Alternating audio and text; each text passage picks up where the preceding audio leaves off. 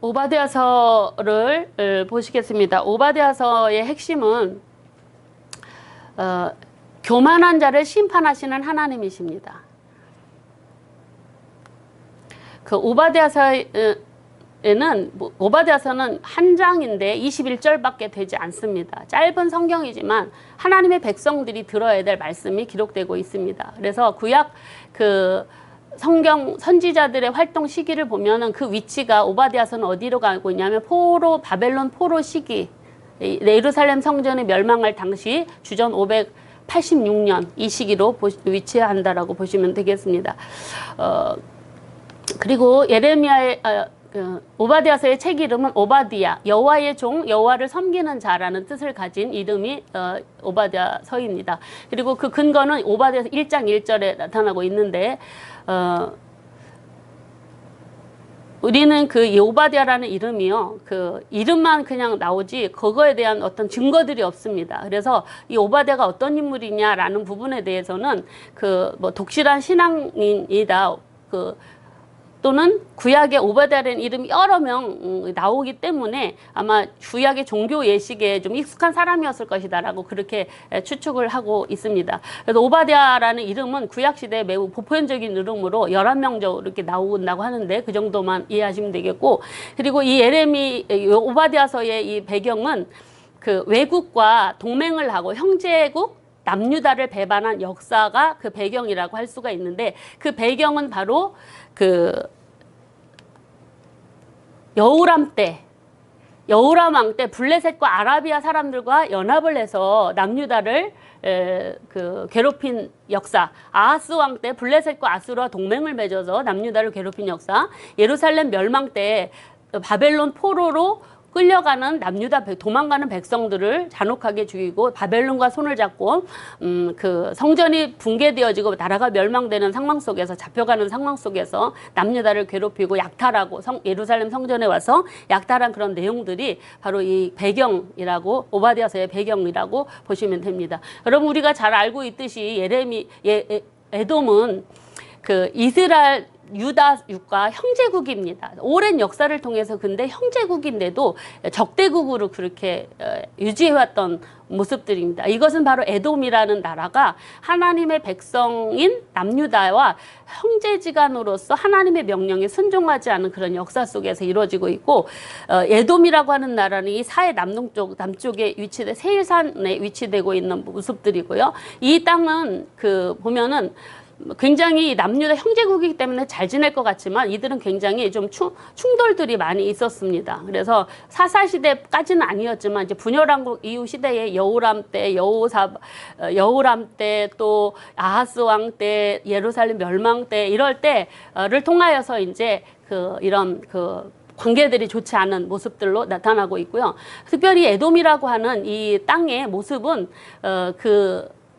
이름이 붉은 땅이라는 그런 의미를 갖고 있습니다. 그리고 이 지역이 세일 땅 쪽이 산지가 높고 어려운, 올라가기 어려운 굉장히 고지대이기 때문에 다른 나라에서 침입하기 굉장히 어려운 유리한 지역적인 조건을 가지고 있었다라고 합니다.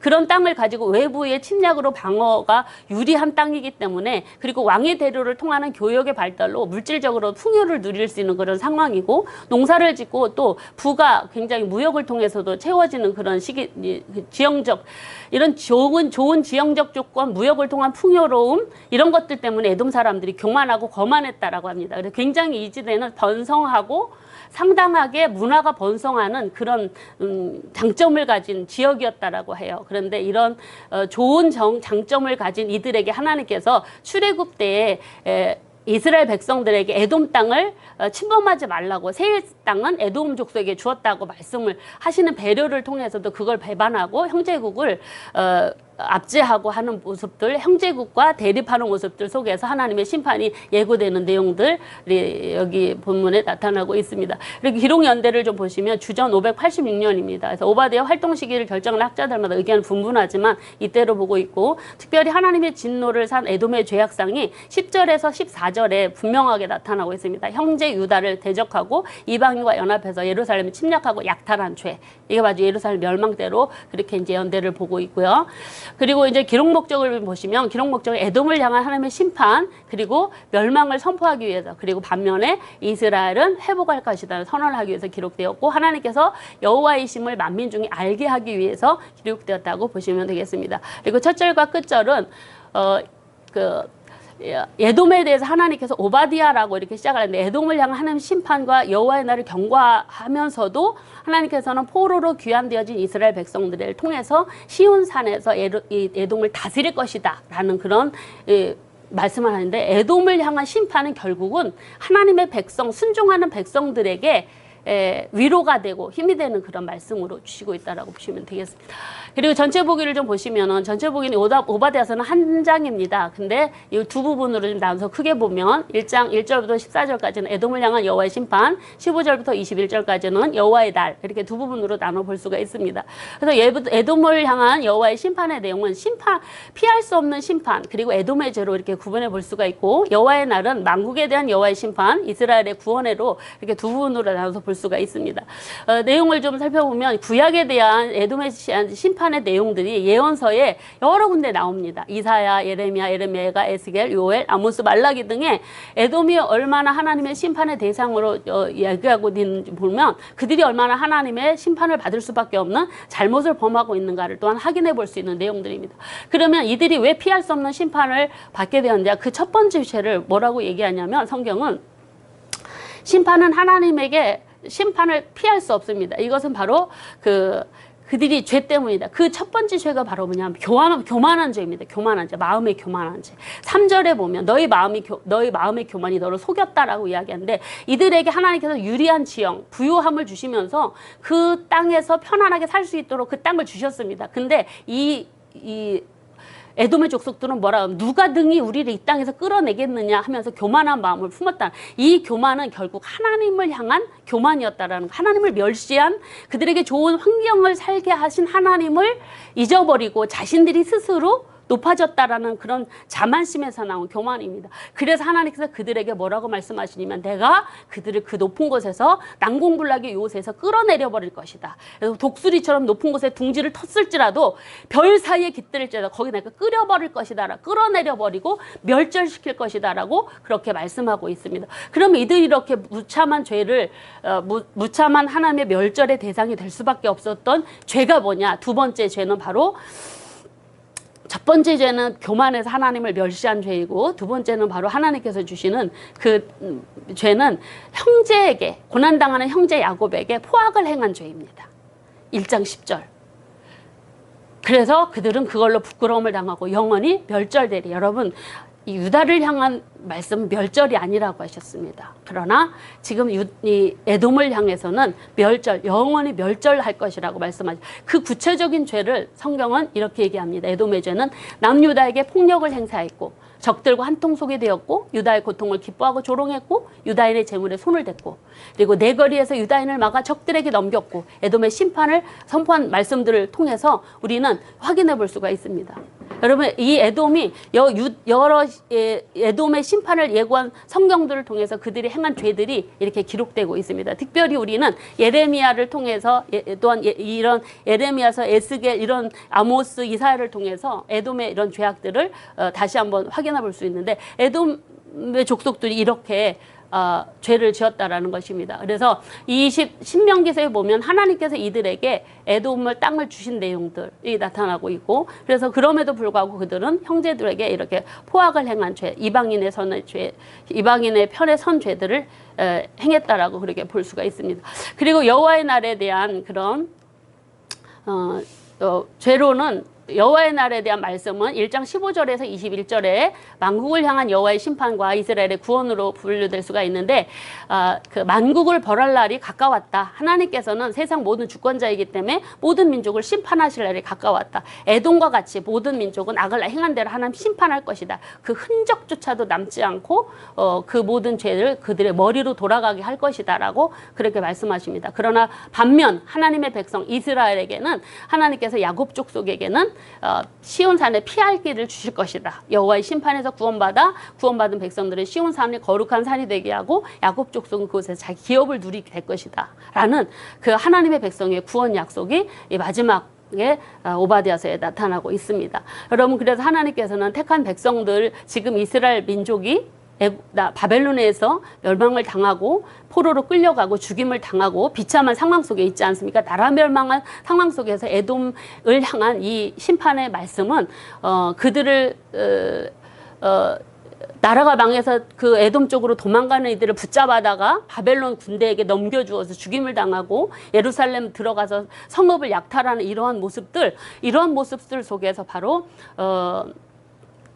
그걸 당하는 남유다 백성들의 입장에서는 이 하나님의 위로의 메시지가 될 것이다. 악을 행한 이 에돔과 같은 나라들에 대한 심판의 내용은 하나님의 백성들에게 위로가 될 것이다라는 것입니다. 그리고 구원받은 자들은 나중에 에서의 산도 심판할 것이고 시온산에서 나라를 다스리고 그리고 여호와께 속하게 될 것이다. 여러분, 근데 에서 족속에게 남은 자가 없을 것이다라고 18절에서 그렇게 남은 자가 없을 것이다. 이게 멸절을 의미하는 거거든요. 그래서 이렇게 하나님께서는 오바댜서를 통해서 에돔 후손들에 대한 하나님의 심판을 멸하고 계십니다. 그래서 에돔은 훗날 결국은 고레스 왕의 칙령으로 인해서 본국으로 귀환되어진 유다 백성들에 의해서 살육을 당했고, 에돔은 결국은 하나님의 예언의 말씀대로 악을 행한 대로 벌을 받았습니다. 그래서 이 에돔은요, 이 하나님의 언약이 예언의 말씀들이 성취되어서 나중에 그 흔적들이 고대 유적들의 흔적들이 남기게 되었는데, 에돔이 이제 사해 볼모 지역에 숨겨졌던 폐허들이 발견된 시대가 바로 1812년에 발견되었다라고 합니다. 그래서 하나님의 말씀은 반드시 성취되고 이루어진다라는 것들을 이 오바댜서를 통해서 보고 있습니다. 그래서 하나님의 백성이, 그래서 에레미야가 오바댜서를 우리가 이 오전 시간에 함께 공부했는데, 이 에레미야서를 통해서는 하나님의 택한 백성일지라도 하나님 사랑하시지만 죄를 범하면 반드시 하나님 징벌을 내리신다. 그러나 하나님 백성에게는 멸절이 아니고 징벌이었다라는 것, 그들을 다시 회복시키셔서 하나님의 백성으로 다시 세우시겠다라는, 세상 구원을 위한 하나님의 구원 역사를 이뤄가시겠다는 약속을 주시고, 오바댜와 같이 하나님 앞에 마음을 교만하게 갖고 회개치 않고 악을 행하는 민족은 결국 하나님께 멸절을 당하신다. 그러나 어쩌면 그 오바댜 이 말씀을 받은 에돔 족속 중에도 회개하고 돌아오는 자에게는 하나님의 구원의 은총이 임할 것입니다. 그러나 성경은 그들이 돌아왔다는 얘기가 없으니 어쨌든 하나님의 진노의 대상이 될 수밖에 없었던 것은 그들의 행한 죄 때문이었다라는 것, 교만한 마음을 품은 것, 그리고 형제국이 어려움을 당할 때 돕지 않은 것. 그래서 하나님께서 하나님의 택한 백성들을 향한 메시지 예레미야, 그리고 이 하나님의 형제국, 하나님의 백성 중에 있었지만 악을 행한 이 에돔 족속을 향한 하나님의 심판의 메시지, 진멸의 이 메시지를 통해서 우리 마음속에 하나님의 마음이 어떠했을까를 좀 다시 한번 확인해보고, 하나님의 택한 백성으로서 하나님의 뜻에 순종하는 것이 생명을 있는 일이고 하나님께 영광이 되는 일임을 기억하고, 우리가 이 말씀을 맡은 자로서 예레미야와 이 오바댜를 통해서 주신 에돔 족속을 향한 하나님의 말씀을 마음에 새기면서 우리가 늘 교만한 마음을 품지 않고 하나님의 말씀대로 하나님을 사랑하고 이웃을 사랑하며 말씀에 순종하여 나아가는 우리 모두가 되고, 또한 공의를 행하며 하나님을 사랑하고 겸손히 행하는 우리 모두가 되어야 될 것으로 여겨지면서 그래 말씀을 드리며 오늘 강의를 모두 마치도록 하겠습니다. 제가 마무리 기도하고 마치겠습니다. 사랑하시는 주님, 감사합니다. 오늘 연약하고 부족한 저희들을 사랑으로 이끌어 하나님의 백성, 구원받은 백성, 하나님의 거룩한 종들로 세워주셔서 하나님을 사랑하고 이웃을 돌보며 살아갈 수 있도록 믿음 주시고 은총으로 인도해 주시니 감사를 드립니다. 하나님, 우리가 늘 하나님 섬기며 살아간다고 하면서도, 말씀대로 순종하며 산다고 하면서도 우리 스스로 마음으로 우러나오는 교만한 마음이 일 때도 많이 있습니다. 하나님, 혹여라도 에돔의 죄가 우리 마음속에 있지 않는지 되돌아볼 수 있도록 도와주시옵소서.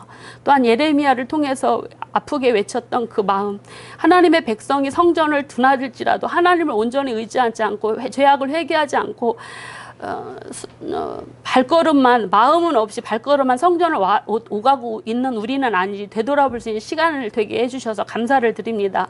앞으로 마음 중심으로부터 하나님을 사랑하고 이웃을 사랑하며 의를 행하고 공의를 행하며 살아갈 수 있는 우리 모두가 되도록 도와주시옵소서. 그리고 우리에게 맡겨주신 사명을 잘 끝까지 감당하는 순종의 백성들이 되어서 하나님께만 영광이 되는 우리 모두 인생이 되도록 붙들어 주시옵소서. 하말 성경학교를 통해서 시간마다 하나님 은혜 주시고 함께 참여하시는 모든 분들에게 지치지 않도록 새 힘과 새 은혜를 부어주셔서 하나님 기쁨이 넘치고 감사가 넘치는 이 시간이 되도록 도와주시옵소서. 감사드리며 예수님 이름으로 기도 올렸습니다. 아멘.